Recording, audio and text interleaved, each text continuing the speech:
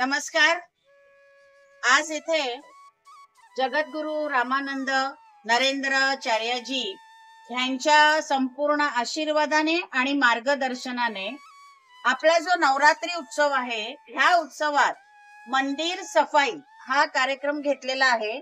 आणि इथे आम्ही लक्ष्मीनारायण मंदिरामध्ये आमच्या ह्या सगळ्या दुर्गाच म्हणजे ह्या सगळ्या दुर्गा आहेत, ज्या आज इथे मंदिराची साफसफाई गेले 4-5 दिवस करत आहेत। त्याचबरोबर पालघर मधल्या विविध मंदिरामध्ये ह्या कार्यरत आहेत। मला जनतेला हे सांगायचं की ह्या स्वच्छता आता नवरात्रीत करणार आहेत, पण आपण सुद्धा त्यानंतर आपला जो परिसर आहे तो परिसर स्वच्छ राखण्यासाठी आपण कार्यरत राहा।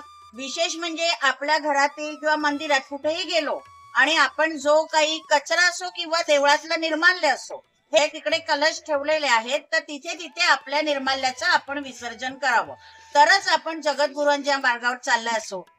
आणि म्हणून मी या सगळ्या नरेंद्राचार्यांच्या शिष्यांना खूप खूप आभार मानते की ह्या खरोखरच किती मन लावून काम करतायत। जय अंबे माता। नमस्कार, मी वेदांत पाठक। आज आपल्यासोबत कांदरपाडा दैसर वेस्ट भावदेवी मंदिराचे ट्रस्टी श्री रमेशजी ठाकूर आपल्यासोबत उपस्थित आहे।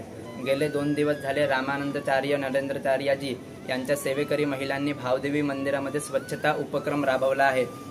तर फारच उत्कृष्ट प्रकारे त्यांनी स्वच्छता केली आहे मंदिराची।